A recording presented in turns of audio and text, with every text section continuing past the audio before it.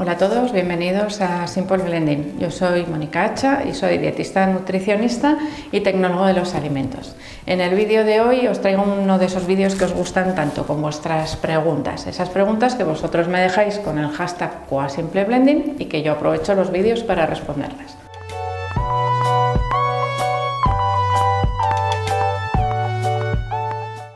En el vídeo de hoy, como ya me veis aquí sentadita, me imagino que ya os estáis imaginando que vengo a responder algunas de vuestras preguntas.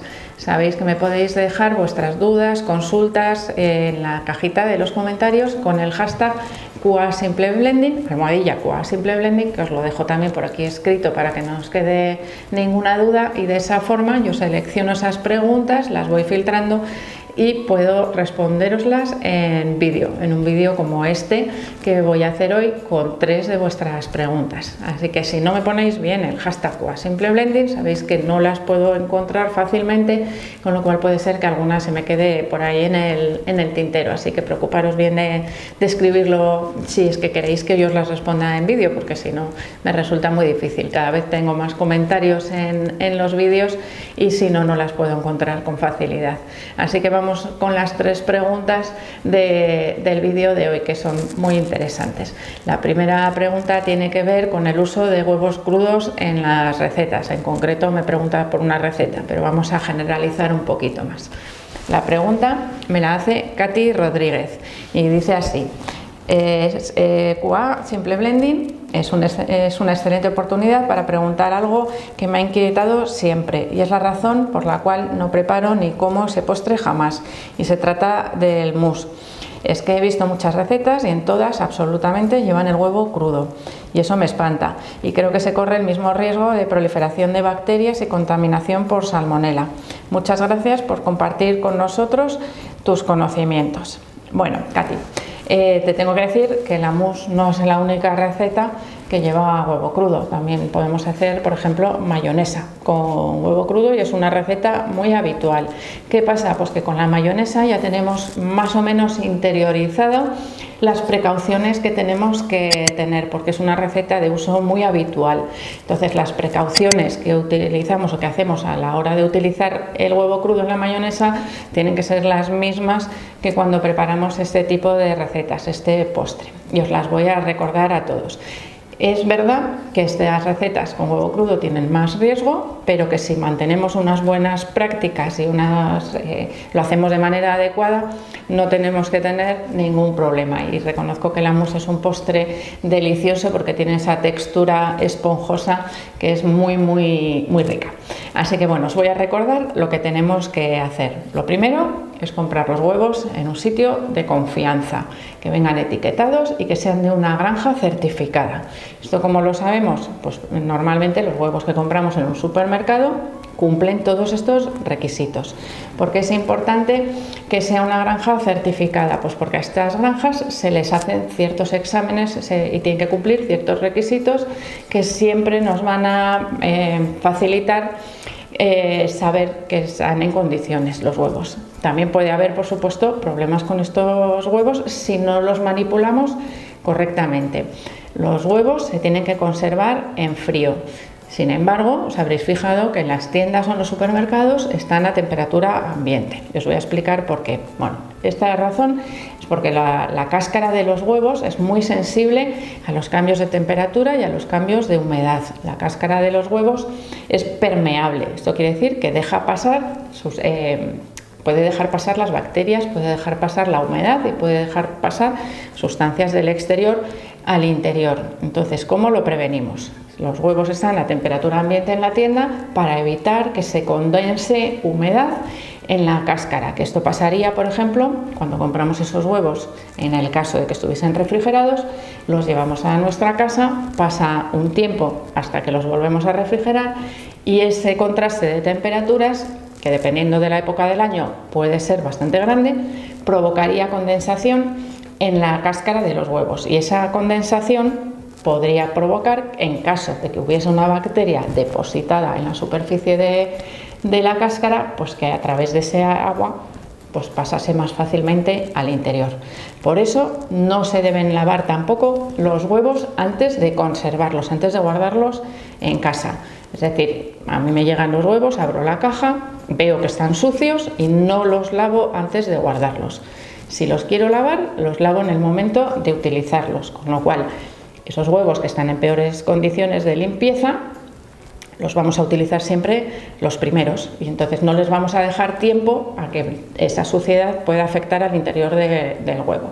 Esa sería una cosa que podemos hacer. Por supuesto, tenemos que rechazar siempre los huevos que tengan la cáscara dañada, una fisurita, una rotura, cualquier tipo de rotura que veáis en la cáscara, ese huevo desechado totalmente, no se consume.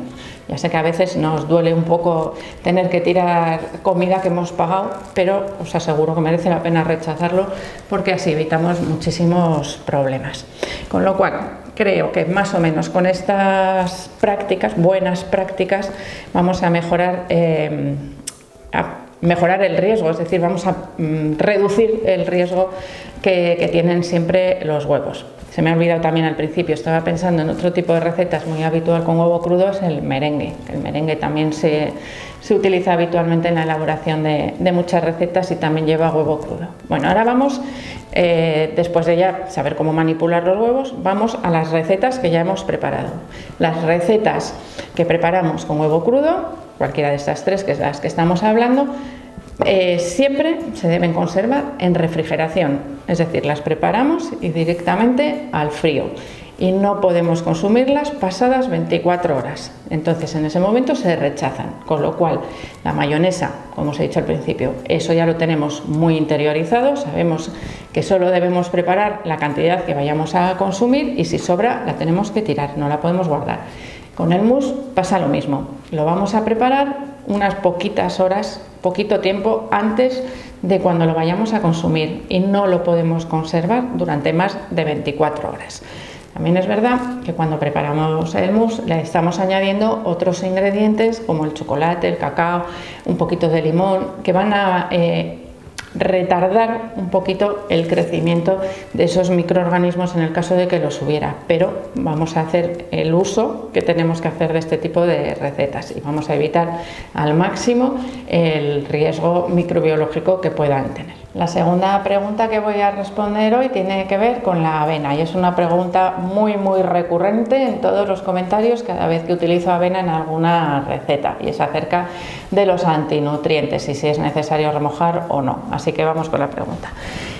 Hola, ¿podrías comentar? La pregunta me la hace ISOC, que no lo había dicho. Hola, ¿podrías comentar si es necesario ponerla a remojo el día de antes? Porque hay quien dice que si no se hace así es perjudicial por tener efecto antinutriente por consecuencia de los fitatos. Por favor, acláralo y muchas gracias. Bueno, es un tema que creo que he aclarado muchísimas veces y de hecho tengo un vídeo en el que hablo también del tema de los antinutrientes, mucho más extenso que lo que voy a hacer hoy. Así que os lo dejo también aquí arriba enlazado para que le echéis un vistazo porque creo que es un tema que interesa bastante y que genera muchísimas dudas. Bueno, voy hoy al caso concreto de la avena. No es necesario ponerla a remojo y os voy a explicar por qué. La avena tenemos dos formas de comprarla, una en grano, que sería un cereal, es como si compramos arroz, y la otra sería en copos, que ya están tratados y listos para consumir. ¿Qué pasa con el grano? Bueno, pues el grano lo tenemos que cocinar para poderlo consumir. Estoy asemejando un poco, haciéndoos la comparación con el arroz, para los que no estéis habituados a comprar la avena en grano, pues que os hagáis un poco a la idea. Tenemos que cocinarlo igual que el arroz, con agua, suficiente agua, hervirlo y de esa forma el calor inhabilita, o sea, reduce, quita, nos elimina los fitatos, nos elimina los antinutrientes, con lo cual ya no tenemos ningún problema a la hora de consumirlo. ¿Qué pasa con la avena en copos? Que muchas veces no la sometemos a calor. Bueno, pues que en el proceso de fabricación de esta avena se utiliza calor. Estos copos de avena se pasan por vapor y ese vapor los calienta y de esa forma se reducen también los llamados antinutrientes, que muchas veces no son antinutrientes, que también nos pueden favorecer en nuestra alimentación. Vamos a ponernos en el caso de la avena porque puede ser un ingrediente que utilicemos casi a diario. Por ejemplo, si nos gusta desayunar avena, podemos prepararla también de diferentes maneras, no siempre igual, y de esa forma vamos cambiando la forma en que absorbemos sus nutrientes. Unos días lo podemos tratar con calor, bien en forma de porridge o bien haciéndolo en el microondas. Otras veces lo podemos hacer, por ejemplo, en forma de overnight oats, que los dejamos reposar toda la noche. No tengáis miedo por los antinutrientes, no solo de la avena, sino de otros ingredientes, que se habla muchísimo de los fitatos, los oxalatos y todo este tipo de antinutrientes. Si lleváis una alimentación variada y equilibrada, no vais a tener ningún problema con absorción de nutrientes. Otra cosa es que os alimentéis exclusivamente de cereales y frutos secos. En ese caso sí podéis llegar a tener problemas con la absorción de algunos nutrientes, como pueden ser vitaminas y minerales, pero tendría que ser una dieta muy exclusiva, una dieta muy restrictiva. En ese caso sí podría llegar a haber problemas. La tercera pregunta no es una pregunta realmente, sino es más bien un comentario, pero como me ha puesto el hashtag QuaSimpleBlending, yo voy a aprovechar para haceros unas anotaciones acerca de este ingrediente, que se trata del jengibre. Y la pregunta me la hace Carmen Brisbane y pone: yo uso una cucharadita de jengibre en polvo y, sin embargo, si es fresco, utilizo un trozo como de 3 o 4 centímetros pelado y cortado en rodajitas. Gracias por todas tus recetas y tus tips. Bueno, pues voy a aprovechar para hablaros un poquito del jengibre y la diferencia entre las dos formas de uso que tenemos, el jengibre en polvo y el jengibre fresco. El jengibre en polvo es comodísimo porque lo tenemos en un frasquito, dura muchísimo tiempo y lo podemos añadir en cualquier momento sin apenas esfuerzo. Cogemos la cucharadita, la añadimos a la receta que nos interesa y listo. En cambio, el jengibre fresco lo tenemos que tener conservado en frío, además bien envueltito porque absorbe enseguida humedad y no tiene una duración tan larga. Puede durar aproximadamente en la nevera bien conservado durante más o menos un mes. ¿Qué pasa con el jengibre fresco? Que también lo podemos congelar y guardarlo un poquito más de tiempo. La diferencia entre uno y otro, sobre todo, suele ser el jengibre en polvo, ha estado tratado con calor para evaporarlo y para hacer ese polvito, y el jengibre fresco no, con lo cual el jengibre fresco mantiene mejor todos sus nutrientes y sus antioxidantes, que es por lo que es tan interesante también el uso del jengibre.